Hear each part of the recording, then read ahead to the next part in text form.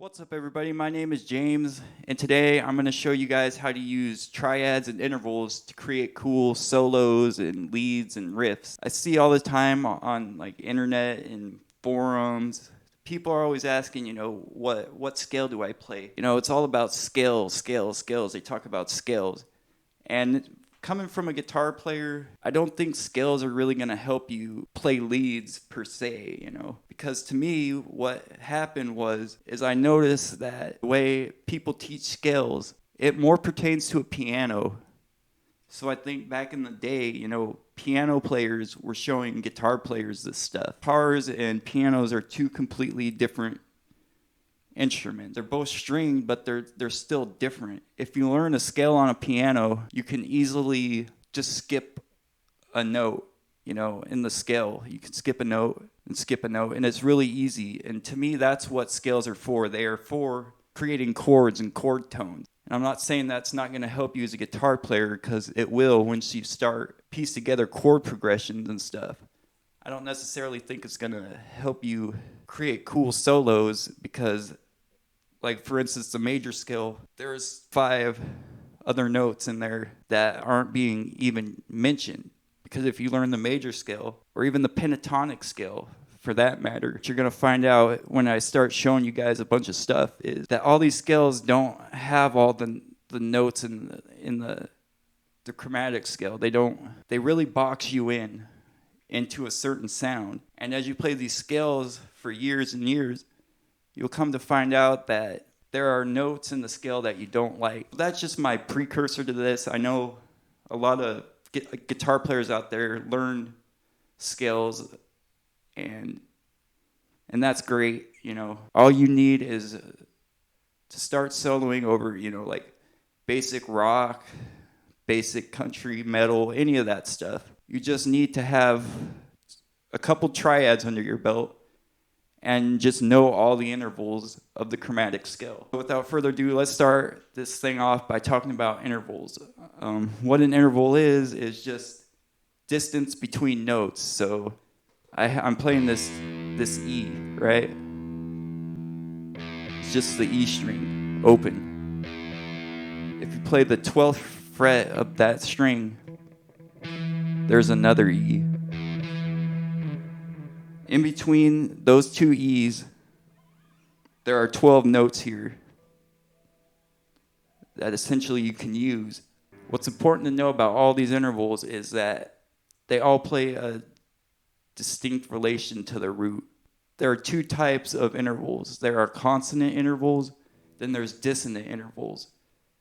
So all 12 intervals that you can use, they'll either fall under consonant or dissonant.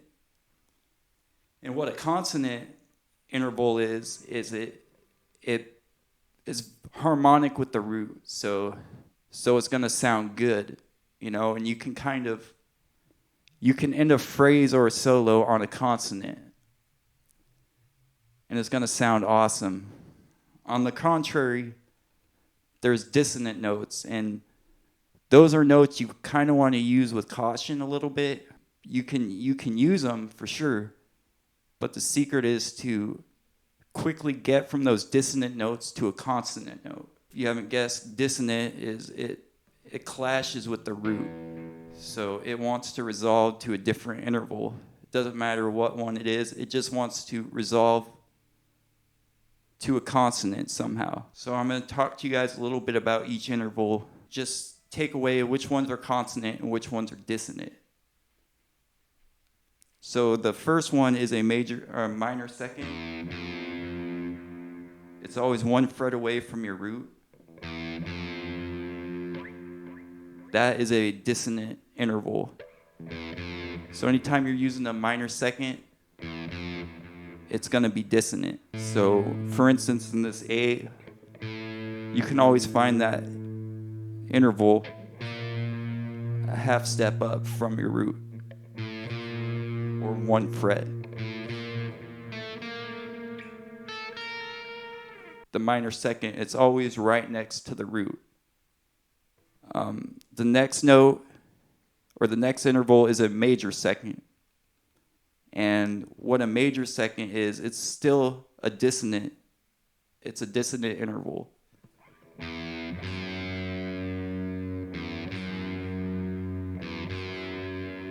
That is a major second. And you can remember that because it's always 2 frets away from your root.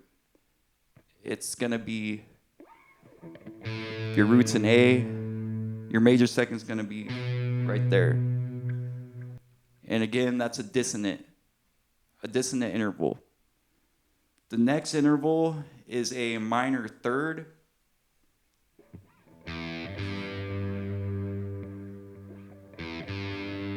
And that interval it's a consonant. And it's 3 frets away from your root. So if your root's in E, this G right here is going to be your major third.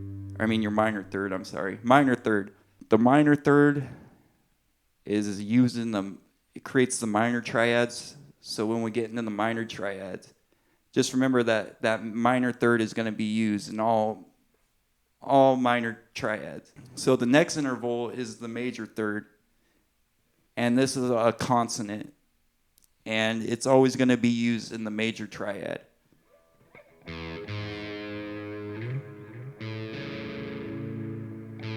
Major third right there.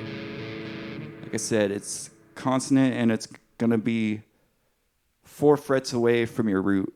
If your root's right here, 1st string, 5th fret. On the next string, it's just going to be 1 fret down.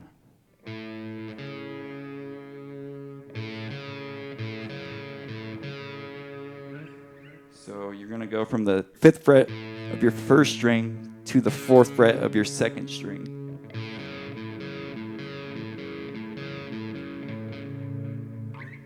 That's your major third, and again, it's a consonant, and it's always going to be in any major triad. That's what makes a major triad, or it's what makes any chord major, is that major third interval. The next interval is a perfect fourth. In relation to the root, it's always going to be 5 frets away. 5 frets away. It's a consonant. That's really all there is to say about the perfect fourth. If you're playing a root anywhere, this is an A root. It's always going to be directly next to it. So your fourth is always going to be right next to your root if you're on a guitar.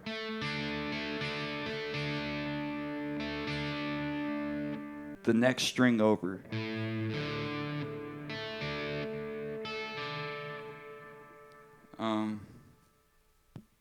And again, it's a consonant. The next note is, I know all you metal guys have heard this one before. It's called the tritone. It's in between the perfect fourth and the perfect fifth. And sometimes it's referred to as the sharp 4, and sometimes it'll be a flat 5. It is a dissonant interval.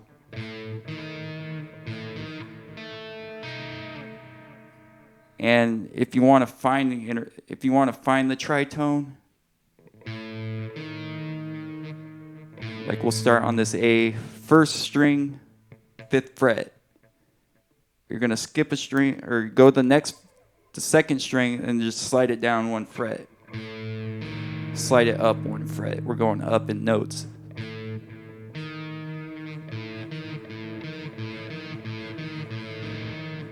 That is the tritone. It's very dissonant.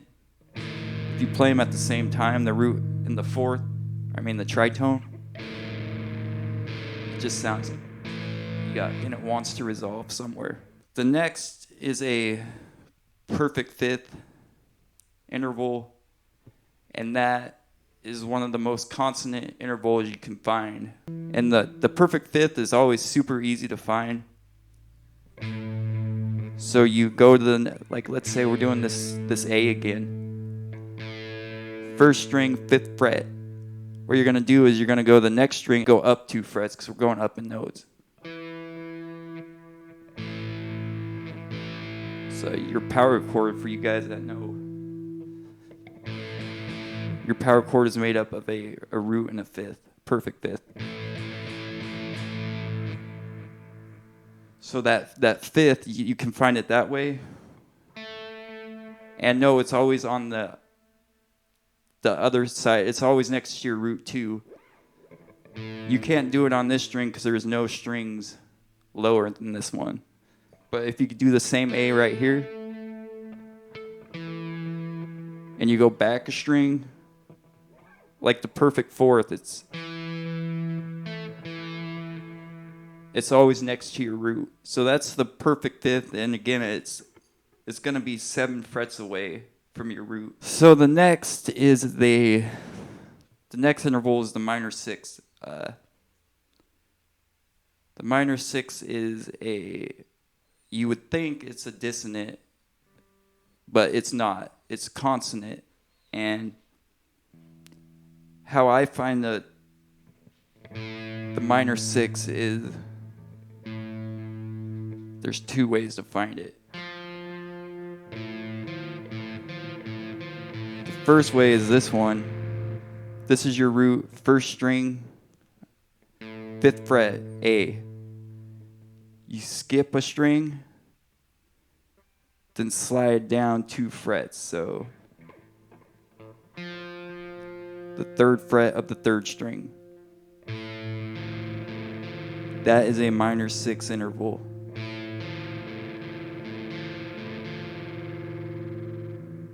You can also find it, if you remember the power chord,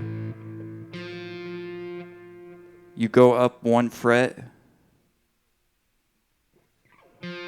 from the perfect 5th to get that minor 6. So that's the 2 ways to find. And again, if you're on a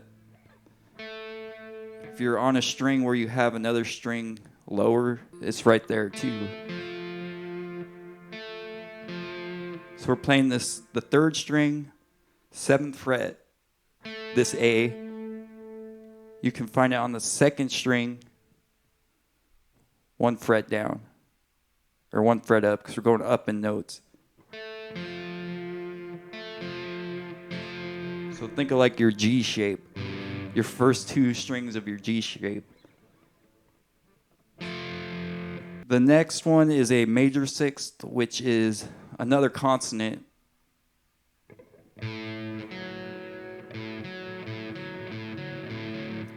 From our A again.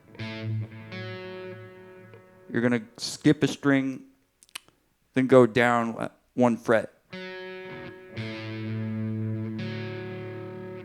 That is your major 6th interval. It's consonant. The next is a minor 7th, and it is a dissonant interval. Right there, this. To your root.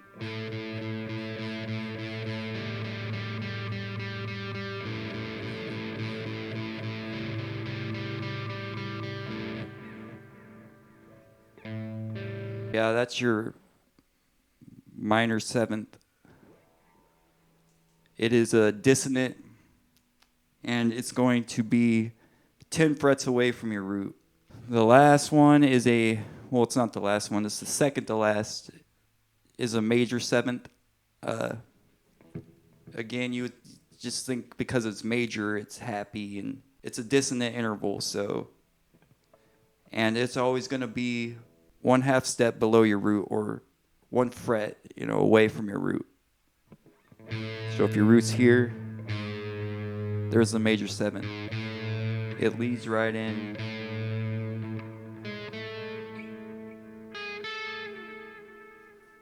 So that's your major 7th. It's very dissonant. Now, before I get on to triads, just remember this: the minor 2nd, the major 2nd, the tritone, and the 2 7ths. So your minor and major 7th are dissonant. So you got 5 dissonant notes you can choose from. The rest are all consonants, which once we get into the triads, I'll show you guys how you can pick and choose certain intervals after you play a triad. So for the triads, I'm not going to go into all the theory of it really, but you just need to know the intervals that make up these triads. and they're just 3 notes. So, and there are 4 types of triads. There's a major triad, a minor triad, an augmented triad, and a diminished triad. 2 of them will use, it'll be like a bass of a major scale. Then the other 2 will be the bass of a minor scale. And what separates a minor scale from a major scale is the third interval. You'll either have a minor third or a major third. And depending on what those intervals are, whatever interval you're playing, that's what will dictate whether the chord is major or minor. It's that third interval. So just to show you guys the shape of this thing, these triads, we're going to start with the major because it's the easiest. And what that is, like I said earlier, it's the 1, your first note, which is your root.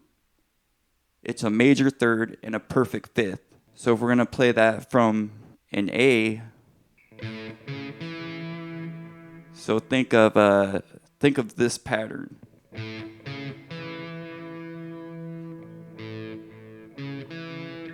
For you guys that need like tabs or whatever,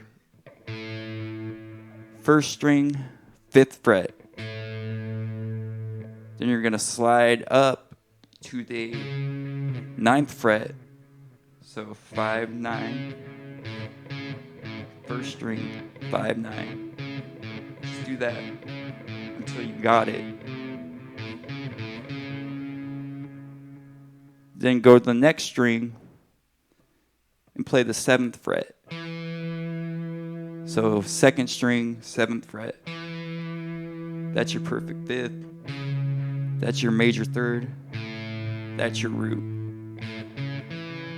That is a major triad. And you can play this major triad over any major chord, just as long as you get your root right. You can use that shape anywhere. So if it was a G, if someone was jamming a G, same pattern.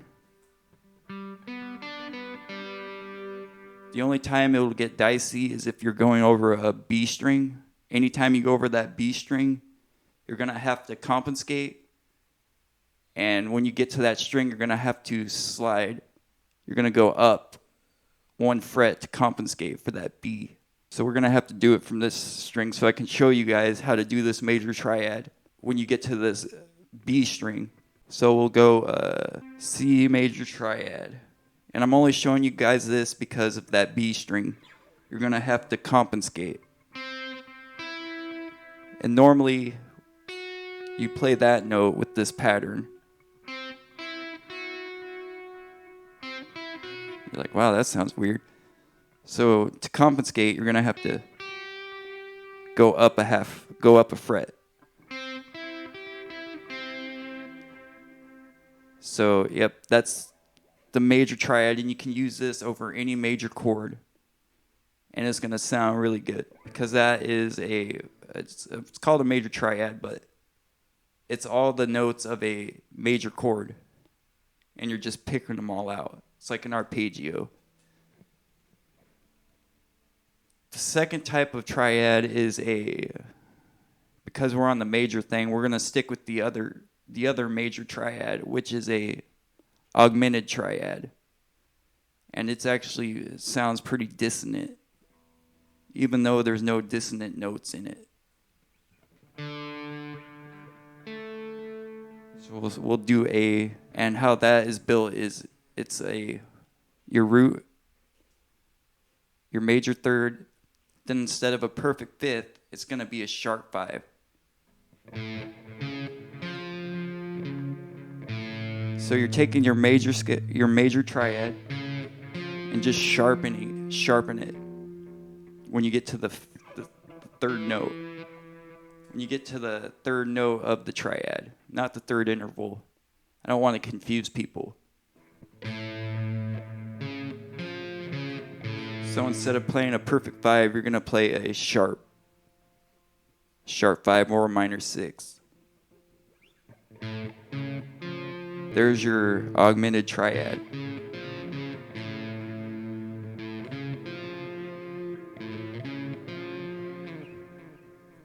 And you're not really going to have to, there's not going to be many instances where you're going to hear that in anything you hear on the radio. So just remember that it's major triad with a sharp 5. Now we're going to talk about the minor triads. And you can use these over any minor chord. So the minor triad is very simple. How it's built is the root, a minor third interval, and a perfect fifth.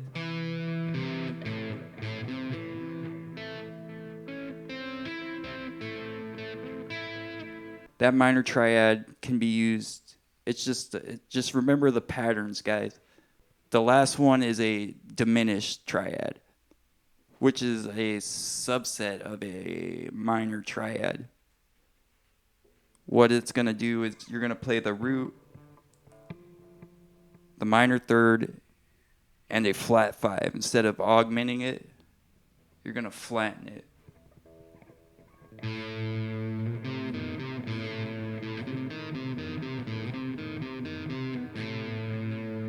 So basically, that's all you're going to need for this lesson now. All you got to do is take those triads as building blocks, right? You take those 3-note triads, they're your building blocks, and you just take those triads and add other intervals from the chromatic scale into it, depending on what you're going for. If you're going for a dissonant sound or a consonant sound. So if you're using let's say a major triad, I like to incorporate consonants from the minor side of it. So it doesn't matter what minor it is, but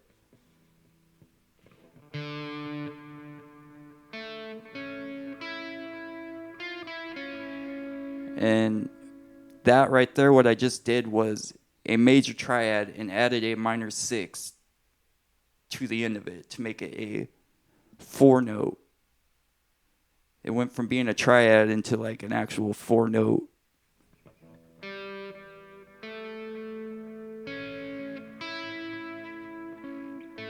See, here's your basic triad, basic major triad. So the intervals used there are the 1, the major third, perfect fifth, and then a minor 6th.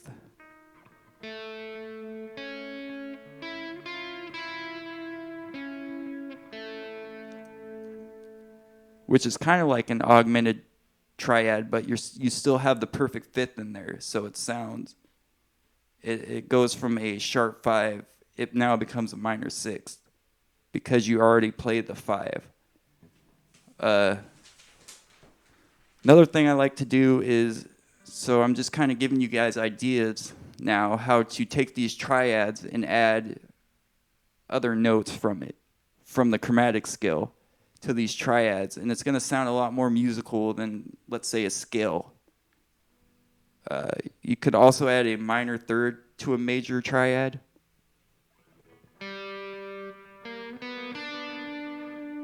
That's kind of bluesy, so anytime you want like bluesy stuff, you could always add a minor third with a major third or major triad.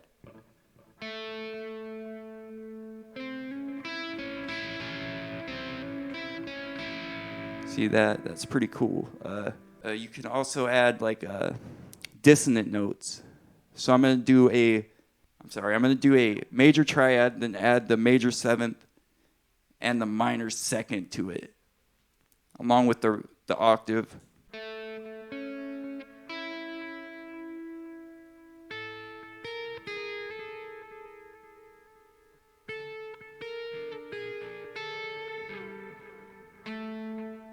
There's the 1, major 3rd, perfect 5th.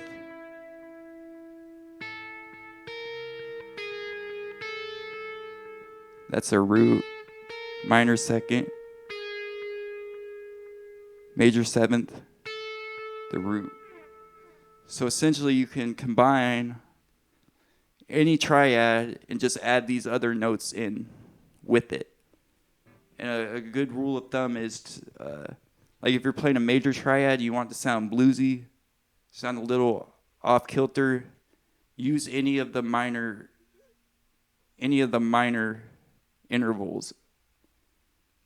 if you're playing over a minor chord, you can use the minor interval. I mean, your minor triad is like your building block, and add stuff from the major side of the chromatic scale, and it's gonna sound a little.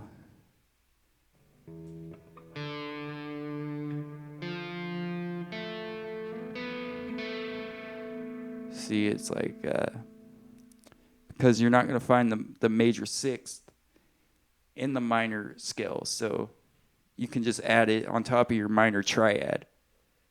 As long as your triads match up with the chord that's being played. So if someone's playing an A major, you just play an A major triad, and then add notes on top of it. Someone's playing a minor chord, you just play a minor triad, and then add, you can add notes from the minor scale, or you can add notes from the major scale. It doesn't matter as long as you got that triad playing the right notes. So yeah, that was the whole point of this, is to show you guys that you can mix, these triads, use those as your building blocks.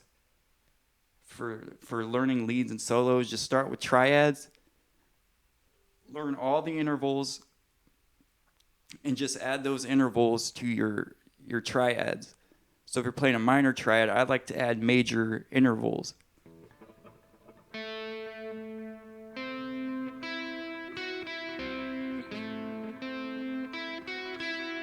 What I was doing right there is I was just adding the major sixth to a minor triad.